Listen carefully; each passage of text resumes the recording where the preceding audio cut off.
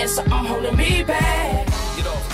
Boy, everybody's assassin, man. Still in Atlanta doing big things. Man, I've been able to hook up with the exclusive dopest artist, one of the dopest artists, man, in the country. When you're talking about urban art, tattooing, different aspects on there.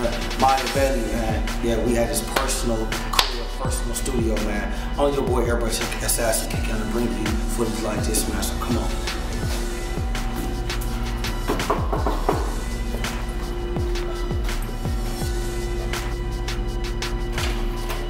What's up, bro? What's up, assassin? How you doing, man? All right, man.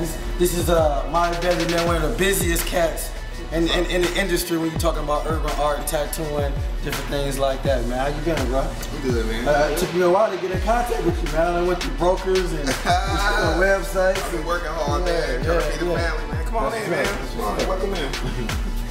Rabbit, man. Rabbit. Yeah, man. It's my boy Rabbit. He homeless. He's homeless. Beautiful. Thank you. I appreciate it, man. It's my little man, Prophet, right here, man. Prophet, how you doing? You alright? He's a young artist, too, man. Young artist, yeah. Come up. That's what's good, man. That's what's good. Sorry, excuse me. To give us a little bit of history of who you are, you know, where you were originally from, how you kind of got started into the whole industry. I'm originally from Asheville, North Carolina, and I moved to Atlanta in '94. And with that was, I was just getting a whole bunch of stuff in the streets, man, wilding out. So it was a time for me to change and kind of go up a little bit, be a man. Moved to Atlanta at 19 with a couple of my homeboys. And we just been grinding, man. I came down here to look for somebody to train me in art or tattooing professionally because I started off as a scratcher. And I wasn't trained in tattooing when I first started. Break it down. A scratcher. A scratcher. Give me a definition of what a scratcher is. A scratcher is a person who has no knowledge of the tattoo culture, rules of tattooing, and they don't know anything about professional jump out there. Yeah, they might buy a look magazine and buy a kid out the magazine to start. Well, you know, my cousin do it, I can do it, you know. Usually it's some people with some kind of artistic background that happen to think since they're good enough to do it on paper, they're good enough to do it on skin. And there's a lot of times it's just really dangerous. So that's a no-no. Yeah, it's a major. We don't want no scratches. Yeah, no, I mean, the work is not going to be quality, but on top of the work not being quality, it's just dangerous. The whole, break it down to us a little bit, the urban tattoo or black tattoo artist and the culture kind of like behind it. Is it a big different culture? Yeah, it's a major difference, man. Even with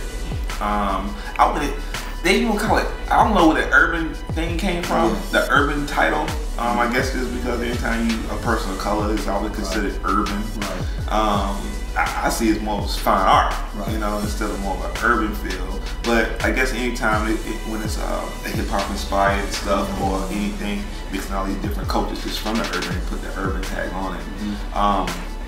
I don't like to put the label on it, man. You know, I don't like when people use the term black art, so I don't want you to use the term urban art. You know what I'm saying? So it's just really art. You know, when people put all these titles and stuff, it's kind of like, you know, if you put a title on it and call it urban art, then it's people who like, oh, mess with urban art. You know what I'm saying? So now automatically they gonna judge you before they can get a chance to look at your work.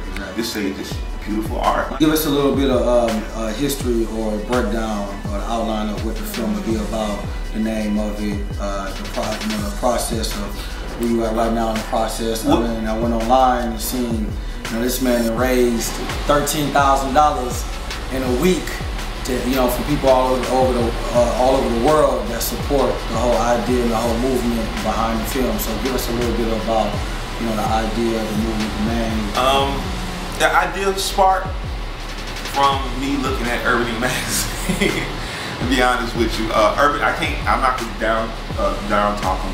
They gave me one of my first interview. They kind of booked me out. So I think I was in the second issue of Urban Magazine, and before it got sold to Black Man Magazine. So it was like a different direction. Oh, it was? Yeah, it was in a way different direction. It was like Zulu was doing a commentary in it every month, and it was more targeted to art before they start putting the naked girls and stuff in there to make it look more, you know, whatever they go into it now, changing the direction of it. But I can't say, man, like after I got into Urban Ink Magazine, man, I was booked out for 2 years. Like straight out, 2 years solid.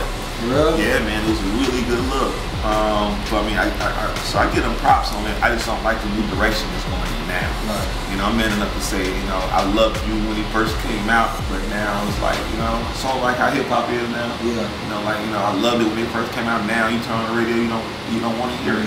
So it's just like anything can go back to original form. I believe everything is 360 degrees, and we just need to really change to break all stereotypes. You know, I just don't like to see magazines saying for stereotypes. Right. You know? So the film, how was the film able to come out of the?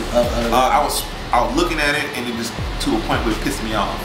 It just pissed me off. In other words, because I've seen artists, so-called artists, whatever, with no type of training, and I know a lot of artists who were trained, went through their 2, 3 years, 5 years. Some of them went through 5-year apprenticeships to learn how to do tattoos the right way, the safe way for their people, and it would showcase people who didn't buy a kit out, you know, over professional artists. It's enough tattoo artists professionally and as students to have that magazine looking right the whole entire time.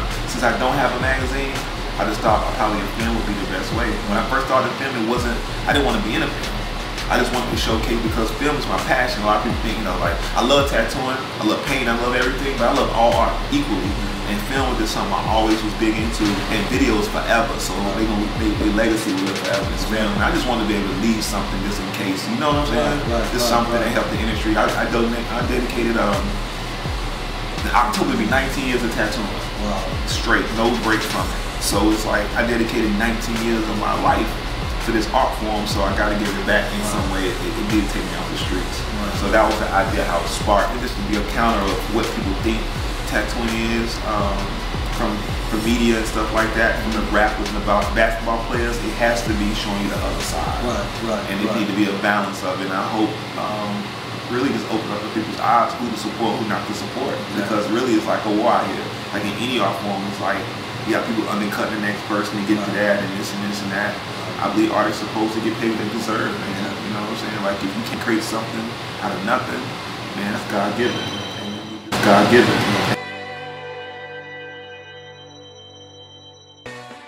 How have you been able to blend all these different elements of art together, be successful, and kind of keep a balance? The balance come from because I still bug out. I'm from the project. I'm born in there. I'm born in the project. My mom moved us out the project, worked her butt off to get us out of the hood. And she did a good job at it, man. So just to see, one thing I had to say my mom, because seeing her doing that, seeing her work like she did to make sure her children was okay, man, that kind of keeps me grounded, because I'm going to make sure that I'm not sexist, but I can't let a woman outwork me, man. That's my mom and all, man. She worked her butt off, and I want to make sure that I'm not going to work less than she works. You know what I'm saying? So that keeps me grounded, because honestly, I look at what I'm doing is work. You're Airbrush Assassin, man. Miya Bailey don't get no better than this, man. One of the greatest, you know what I'm saying, tattoo artists in the world, man. So holla at us, man. Keep us focused, keep us locked in. No doubt, man. Keep staying inspired.